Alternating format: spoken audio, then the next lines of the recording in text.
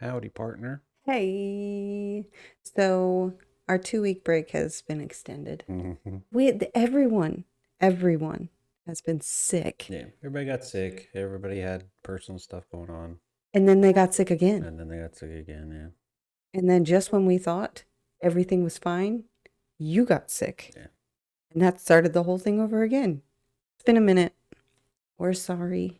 We don't mean to, but life. yeah. Life happens.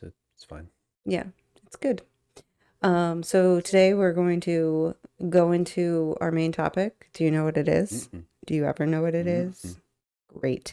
Um, it's not fully formed, but Okay. I think when I've not had fully formed thoughts, it works out for us. Sometimes Yeah. So we'll see. Do you have your thing? I do. I have my thing. Who's gonna go first? Me. All right. Yes, you'll go first. And It's already been decided. Way back forever. when. All right. Well, we'll be right back with your thing, Hmm. and then my thing, and then the main thing. All the things. All the things just flying around here. Pew, pew. I want this to be as jarring as possible. Hi. We're here to encourage you to like, Share comment, and subscribe. hit the bell for notifications, Ding do all of those things for us, please. and thank you. We'll continue to bring you this super fun philosophical content, useless for everyone. Mm-hmm. Okay? Everyone. Toast. Toast. In betweenies. And betweenies. It's a good one. Okay. Thank you for watching. Hit that, those, Hit all the buttons. hit all the buttons. We'll see you on the other side. I winked. That was weird. Bye. Anything that irks me, I talk about. People fascinate me and the choices that they decide to make. Anything else you'd like to say about it? Nah. Fair enough. Okay, welcome back. Hello. What are we doing? David's diatribe. I'm excited. Mm. What are we talking about today? Today's topic: aphantasia. Oh, ooh. Go. I've got it and it stinks. Aphantasia is essentially you can't see inside your mind. So, like if you pictured something, I've never heard you describe it like that before. yeah, like you can't visualize things inside your brain. Uh-huh. Like I can, if you were to tell me to visualize an elephant, I could because I know what an elephant looks like. But even then, I'm just kind of like, yeah, sure, I'm thinking of an elephant. I don't know if it's up there or not. Huh.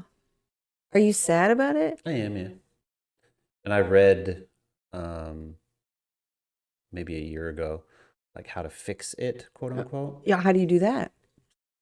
You just try. Mojo, No, you just try to do it good juju, over and over and over again. positive thoughts. Yeah. I mean, it is positive reinforcement or whatever you want to call it, but just training your brain to do it. Oh.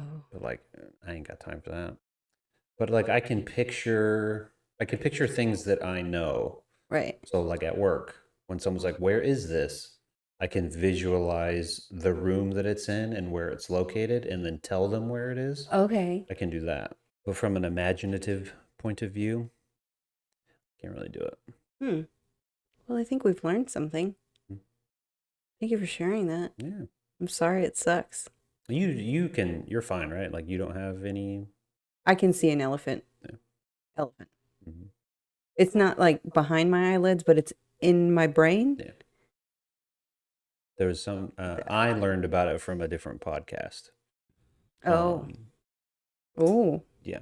Name drop? No, no, no. Okay. I know. I know what you're asking of me. I don't see anything up there. Oh, wow. Yeah. And I don't think it was always like that. Oh, really? Yeah. I feel like when I was younger, because I was really interested in drawing and You're right. creative writing. And Uh-huh. so I could picture things in my head and then write about them and then see them Yeah. acted out. Process. But it wasn't anything that I didn't know about. Super interesting. But yeah, it's a bummer. So when you close your eyes and you think romantic thoughts about your wife, you can't see me up there? No, not really. Like I have an idea, obviously, because I look at you all the time. But if you were to like visualize you and I at the beach, Yeah. like walking down the beach in a romantic way and blah blah blah, Yeah. I could probably do it, but it would just be stuff that I know that we've done. It's just the words floating through your head. Yeah. Echoes. I look at you all the time too. Anyway, take us out. This has been David's Diatribe. Not at all hot take, a lukewarm look at something that has happened that I'm like, I would like to offer my 2 cents on that subject. If I am topical, it was topical 15 years ago. So let's take a lukewarm look at something nonsensical and fun. I'm excited What are about we this doing? one. My lukewarm take. This is Kelley's lukewarm take, not my, Kelley's. I think people will think it's weird, Okay. but I don't care because it's how I have identified something and it's how I process things. Anyway, so my lukewarm take today is Spice World is one of the best movies of all time. Okay. No reaction. I mean, I don't think that you're in a minority in that. Really? Yeah. Yeah. I feel like, okay, so it's a combination of like striking when the iron is hot, right?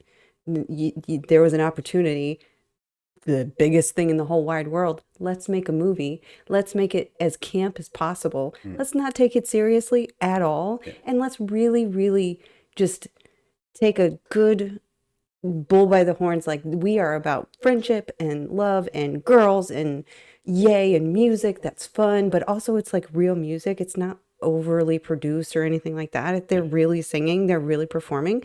And I think I took something from that movie that I was never meant to take from it, or that people were never meant to take from it. Like, it really had it left a mark on me. So like, I don't know what the word is, but after I saw that movie, I saw it in the theaters. After we saw it in the theaters, it was like days where I was just like, oh, I feel different.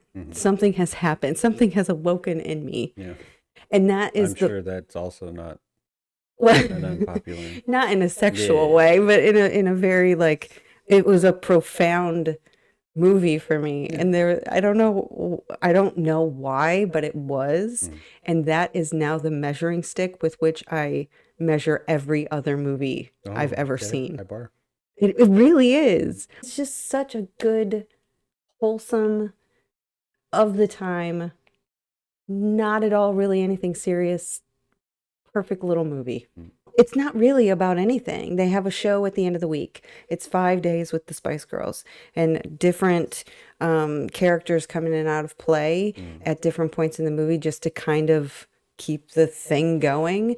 There's a small George Wendt is in it. There's like super Roger Moore is in it. There's a lot of people in it, and there's a film documentary crew that's trying to like pitch them ideas all week about the Spice Girls movie, and at the end it just spoilers, it just becomes like, we're just going to follow you around and now we're going to narrate it, and it becomes crazy and weird, but they make it to the show and then they sing the song and it's great, and after the credits they have another song and it's just so much fun. Anyway, yeah, just a good time had by all. So thank you, Spice Girls, you changed my life. It changed a lot of people's lives. I hope so. I'm sure I could find a pocket of people that are just like, yeah, me too. I haven't really gone looking because it's not like something you shout about. You know? I mean, maybe you could now. Maybe. Yeah. Anyway, this has been Kelley's lukewarm take on Spice World, the movie. Spice up your life. You never know what the main topic is. I never do. You like it that way. I do. It surprises you, excites you. Excites, intrigues. I don't know if it ever shocks me. Well, that'll be my goal, is to shock you. Okay, we're back. Yay. Today's main topic is not a fully formed thought, Okay. but I do want to talk about it, and let's see what happens. Yeah. So I'm just going to say the word, and I want you to tell me your philosophy around this thing. Okay. You ready? Insecurity. Insecurity. I mean, insecurity in general is just a feeling of lack of something, Mm. um, Mm. or your, I guess, inexperience, failure to be all that you can. Mm-hmm. Or feeling like that. Yeah, feeling that way. And so like insecurity in young adulthood. I mean, I think that that explains what young adulthood is. Oh, It's just insecurity because you yeah, don't know anything, sure.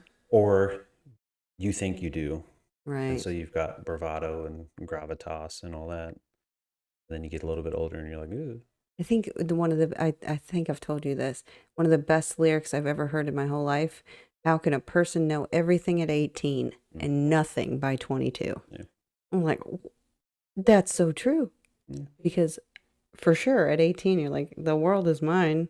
I'm never gonna die. Nothing's ever gonna happen to me. Everything's great yeah. all the time. And then by 22 you're like, my God, the wheels have fallen off. What's happening? What age did you think you knew everything? And what age did you realize you knew practically nothing? Yeah. I don't know that I ever felt personally that I knew everything. Mm, I think I felt comfortable in the things that I was proficient in, mm-hmm. but I don't ever think that I felt sure of myself at all about most things. Really? Yeah. Is that still true today? And not as much, but there are still some things. Yeah. Yeah.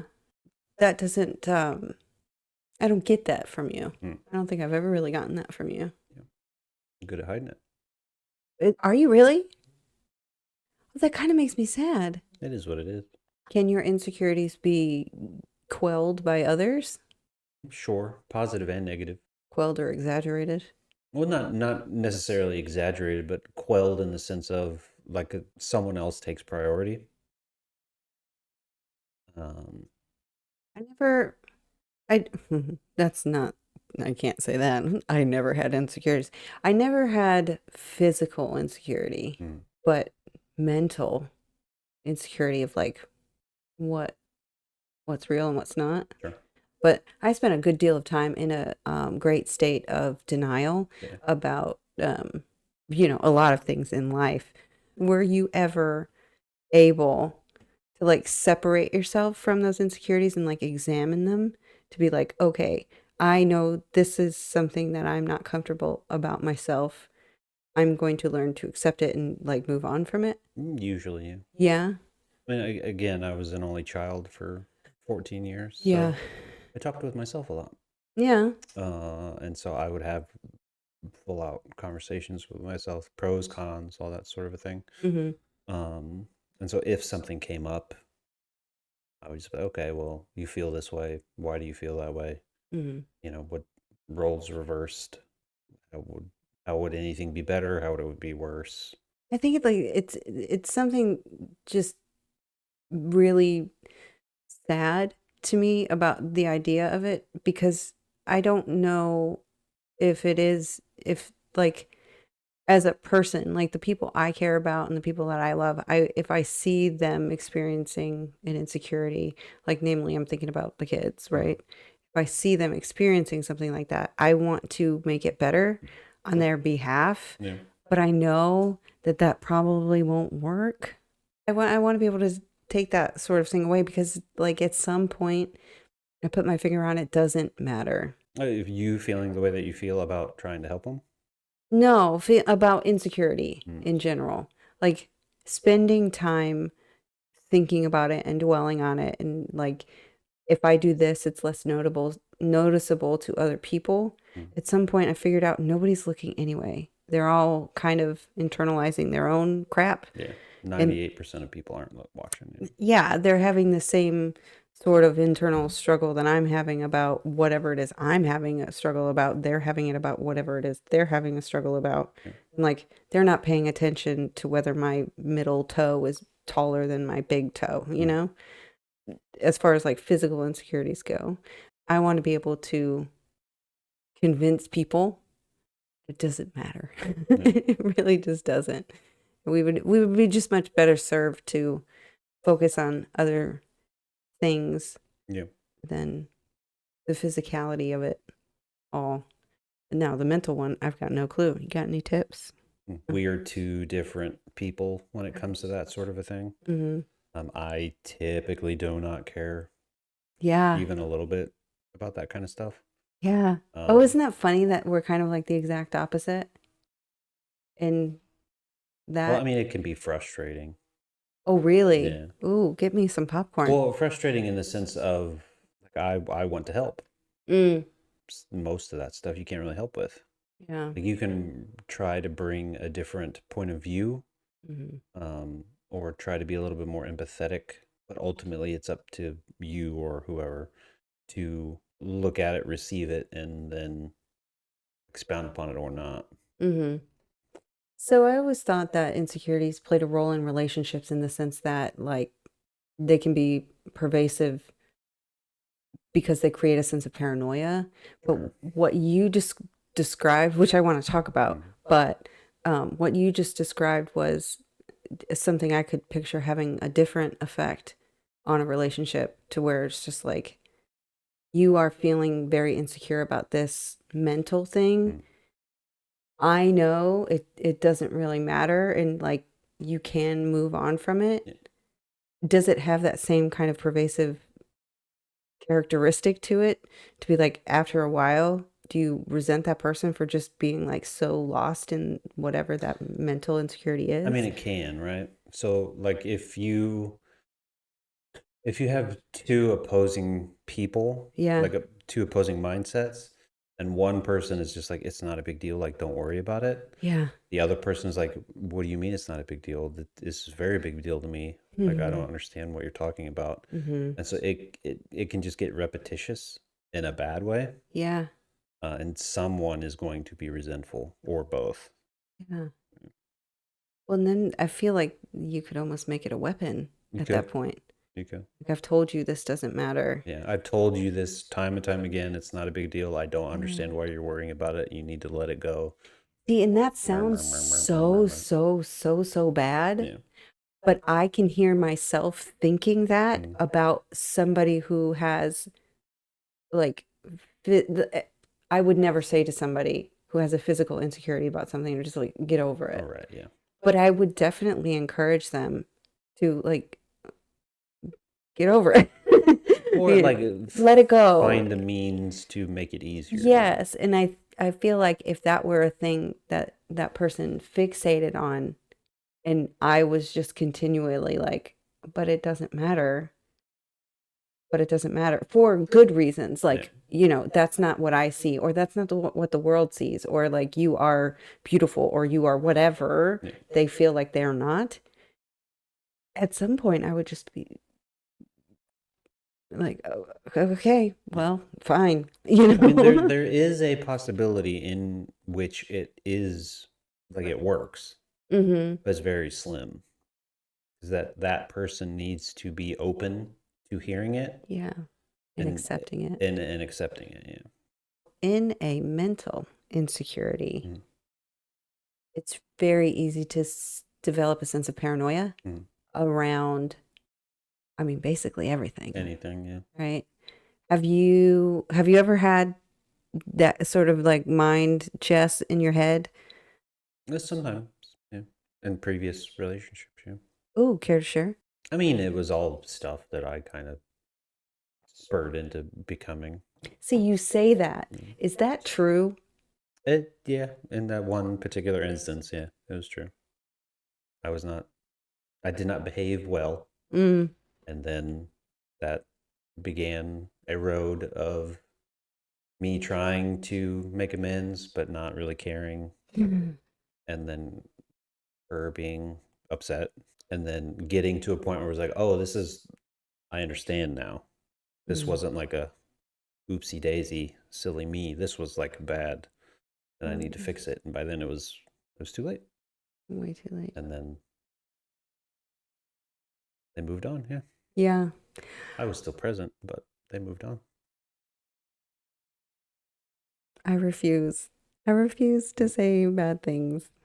Can I side rant for a second? Side rant. Side rant. I think it's important for me to expressly thank everyone you've ever dated before. And I know I've said this to you before. A few times, yeah. You don't like it. I mean, why? Let me not point at you. I don't know. I think it is still the same reason why you don't really know anybody's name. You just know the ideas. Yeah. You know experiences, but you don't know anybody's name. Why don't I know their names? We've talked about it. It's just kind of like a chivalrous. Yeah. And so me What saying happened over there. the idea of thanking everybody you've ever dated before irks you because I only know very, very little. Is that? I mean, no. It's more of like I understand how you are delivering it, Yeah. but for some reason in my head, it's just like, I want to thank all you bitches for getting rid of him. But, it's got like that little bit of a Oh, no. sting to it. No. I know that you don't mean it that way. No, I definitely don't. I genuinely mean it. However, I can see where you're coming from with that. But then I'll change this side rant. So side rant bypass to say I trust 100% that if this ever ended, whoever came after me, I would be mostly anonymous. A huge chunk of your life would just be a question mark to whoever came after me. Yeah. Because I know stories of people in like kind of fun little nicknames. They're all totally innocuous. Like they're not like psycho bitch or whatever. They're named after like children's toys and things like that. Well, they are named in based such a way on that I circumstances. know who they are. Right. Circumstances of those relationships, but I don't know specifics other than what you've shared in the abstract, even really. And I don't know anybody's name really. But in the same token, I've never really asked either. Yeah. I think you've asked once or twice, and I've told you once or twice, but yeah. I don't know. I never wanted to be that cliche girlfriend that was like, tell me everything about everybody you've ever dated. And not like just, Well, I mean, I'm paranoid enough. I don't need that in my brain, and I don't want it in my brain. I feel like it's pervasive and toxic and not healthy. Yeah. And you told me those relationships are over. And at the beginning, I couldn't understand. So I didn't believe you because I didn't think relationships ended. Right. But now I'm totally confident in that. And genuinely, I feel like those experiences shaped you in a positive way. And I got a really good version of you at this point. And that wouldn't have happened without all those that came before me. God, there were so many. No, I'm kidding. So that's the tenor of my gratitude. And none of it is thank you, bitches. That's the end of this side rant.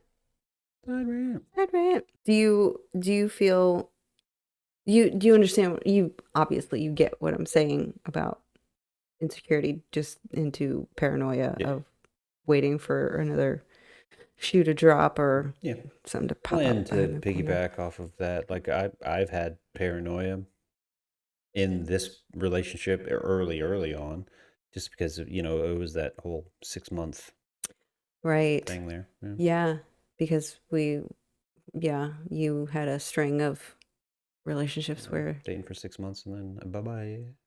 Was it just happened that way? It just happened that way, yeah. Yeah. I don't particularly know or understand why. Yeah. but that's just how it Didn't worked you say out. at one point it was like always we were going back to a previous? Yeah, it was usually the previous individual that they had just broken up with. Yeah. They got back with me 6 months and then went back. Huh. You're afraid I was going to do that? Yeah. Looking back on I mean, looking that. back on it now, like, I mean, I could have. I mean, I was so warped and broken at that point. I might have. Do you feel closer to physical insecurity or mental insecurity? I mean, I dabble in both. Um, I've had my hands in both of yeah, those pots. but I think here lately it's been a little bit more mental Mm. than physical. I dabble in physical, but As a gentleman at mhm. this point in your life, you're no longer a boy. You are definitely a man. What sort of shape do your mental insecurities take now? Be as specific or vague as you want. I mean, the mental insecurities right now were more to do with life, money, Mm. job, that kind of a thing. Mm-hmm. And now it's kind of morphed into purpose and guardianship. Mm. Yeah. When you were younger, did it feel like more of those insecurities were physical? I mean, yeah. Yeah. Do you think that's how it I goes? don't Like, know if I had any mental insecurities when I was young, except for maybe like baseball type stuff. mm, Trying to make a team mm-hmm. in high school. That was probably the biggest one. And like dating, but you're young and you don't know what's going on. So, This kills me. We are so different. Like, we're just so different. yeah.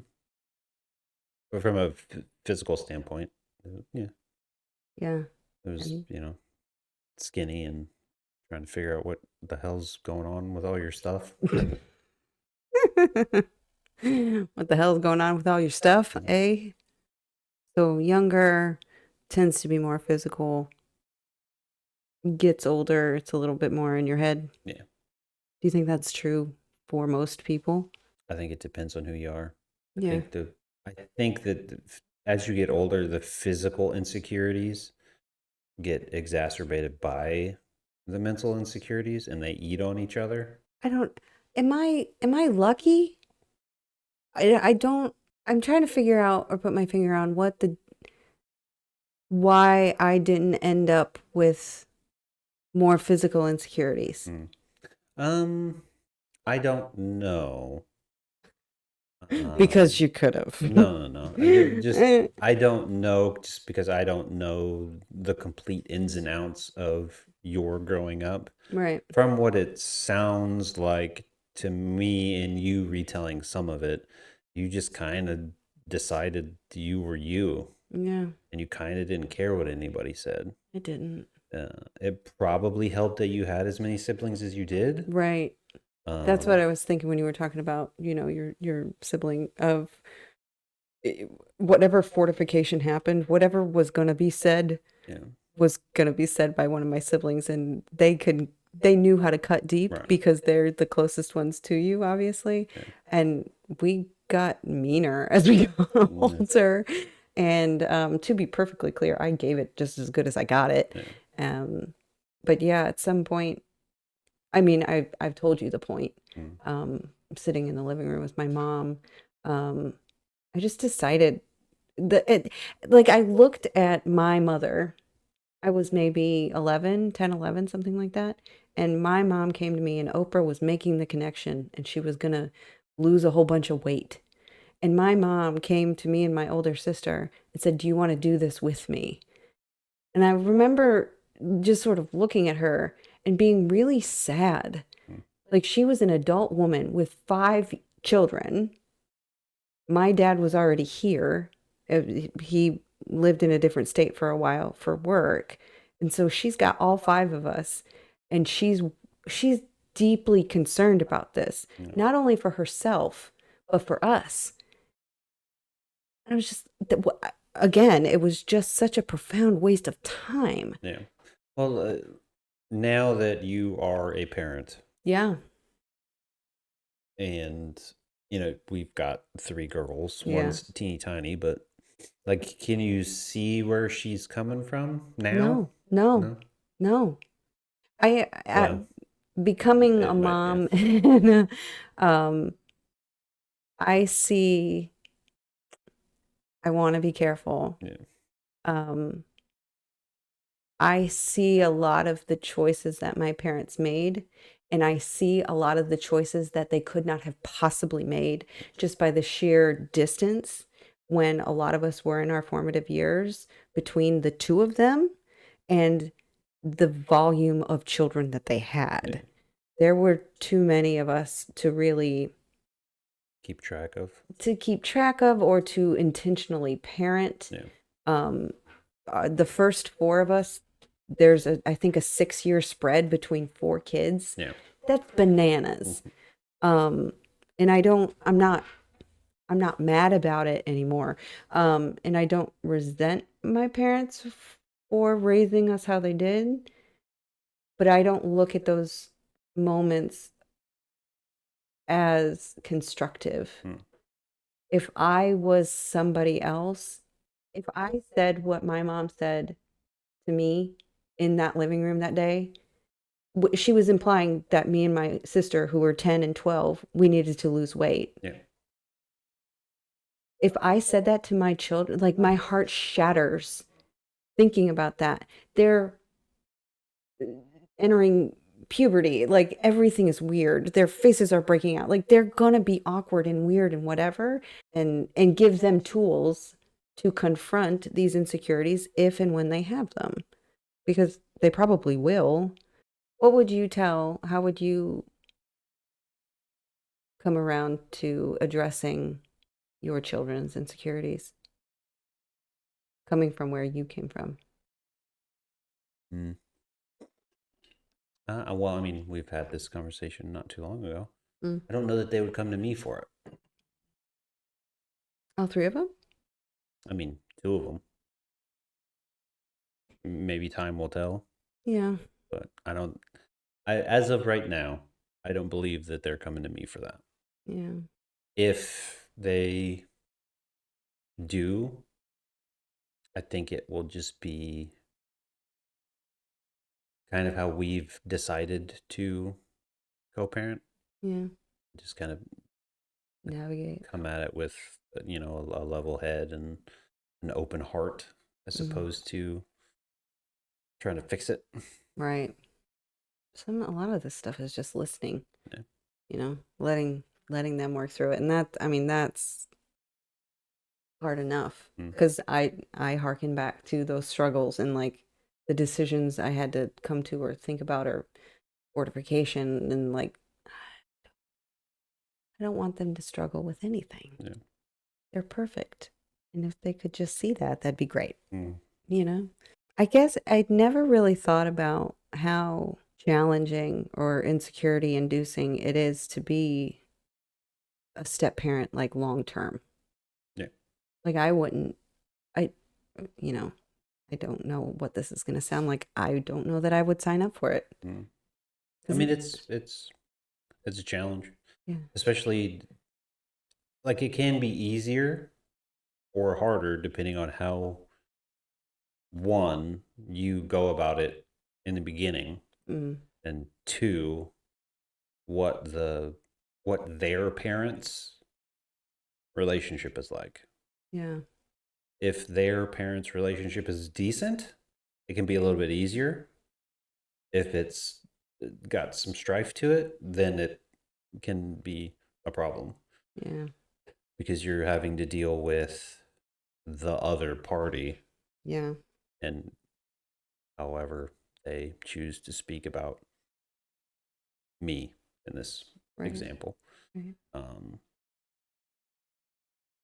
But like if you come at it from the perspective of I'm just here to help them along and I'm going to do what parent A wants me to do, yeah, and then parent B and parent A are going to have conversations and then fine tune it, yeah, and then I am just here to go off of what they want. Because ultimately, I've got a say, but I don't have a say. You know what I yeah, mean? Yeah. And so it just kind of depends on how you go about doing it. Yeah. I used to say that about you all the time. And even before you met the girls, the older two, like you're very unassuming. Yeah. Just like I'm just here, to back up whatever it is that you and he decide. And then later, that sort of carried through in a different way because the relationship changed. I remember us talking about it, and I guess I just want to acknowledge like how hard it must be to play the long game of, I say I'm fairly confident and I've got no insecurity about what you will be for them Yeah. when they are adults. And that will only be clear to them through consistent, sturdy, firm presentness. Yeah. And like that's really hard to see when you're 12, Like it's nice when you get a little bit older. Yeah. And I can say that, I'm confident they will look back and say, "Oh, David was always there. He always did the thing. He always picked us up. He always dropped us off. He always blah, blah, blah, blah." And like that sturdy consistency, that will be something that they will only be able to see in retrospect. Yeah. And as you sit, in some of the conversations we've had recently, Yeah. where it's just like it's hard. Yeah. I am not fun or cool Right. right now. Right. And I'm not fun or cool either, but I have the benefit of being their biological parent. Yeah. And that's not fair. And I'm really sorry. No, it is what it is. I'm grateful for you. I mean, we talked about it. It's Yeah. one of those things that it's a danged if you do, danged if you don't sort of Yeah. a situation. The only course forward is the same course forward. Yeah. And it'll pay dividends in the future. But me saying that, I'm sure it means something, but it doesn't mean much for today. Yeah, right now it's like neat. Fun. Yeah. Well, David, my husband, not my brother, I want to thank you for sharing with us today. No problem. I mean, I think this was a good, Yeah. even though it wasn't quote unquote fully fleshed out. Yeah. We got some good bits out of it. Well, we will see everybody next time. Thanks for sticking around. And hopefully we'll be back on a regular cadence. Maybe. Very, very shortly. I enjoy sitting here and chatting with you. It's fun. And I like putting it together. But we will see everybody next time. Next time. And make sure you like, share, and subscribe. Do all the And stuff. If you're here at the very end, we appreciate you. Oh, yeah. Go back and watch some more.